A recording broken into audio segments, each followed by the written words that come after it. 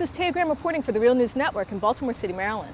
At City Hall last night, 50 protesters challenged Mayor Rawlings Blake's decision to permanently appoint Kevin Davis as police commissioner.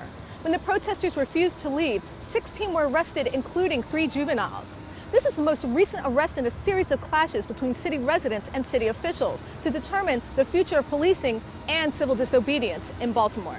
It was a hearing to confirm the long-term and lucrative contract of Police Commissioner Kevin Davis that was controversial from the start. I want this to be a respectful and informative hearing.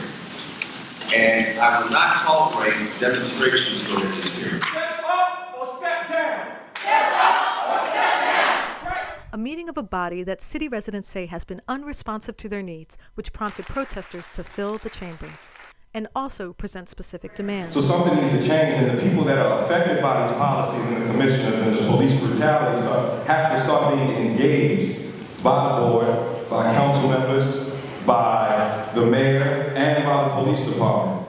The demands were for the police commissioner of Baltimore to rescind his aggressive policing of protesters first.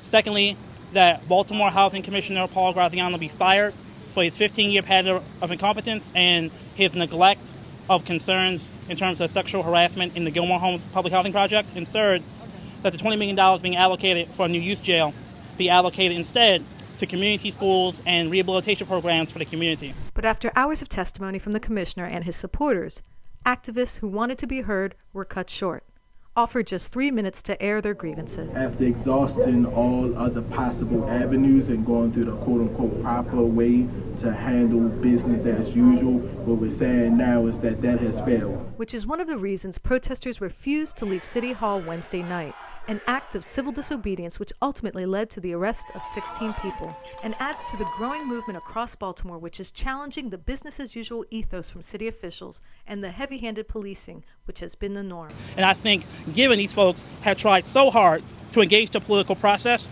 and to be treated with such blatant disrespect shows that how can you trust a power system that would do that to such young people in such a traumatic way, who were so committed to dialoguing on social justice they were willing to even go to jail.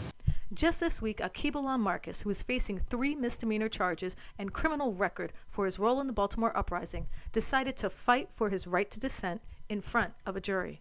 A case during which prosecutors presented hours of evidence and multiple witnesses, but after which the jury quickly found him not guilty. The jury was very quick in their decision. What do you think influenced their decision in terms of your case? Well, I think with the fact that everybody knew they're in law for arrest.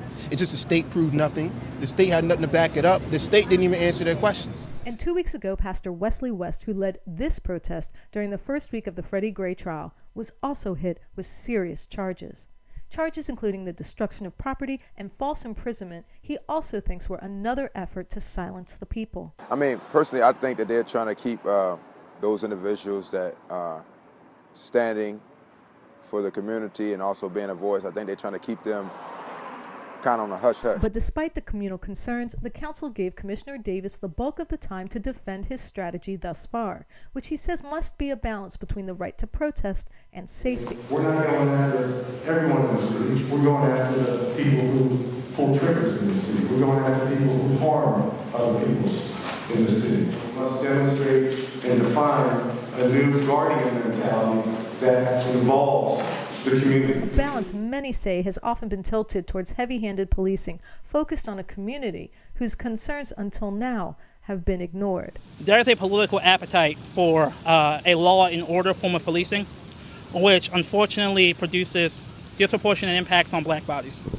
So the desire to be seen as being tough on protesters is being grafted onto what's seen as the inevitable quote-unquote riots every time black bodies gather to express their opinion. This is Taya Graham, Stephen Janis, and Megan Sherman reporting for the Real News Network in Baltimore City, Maryland.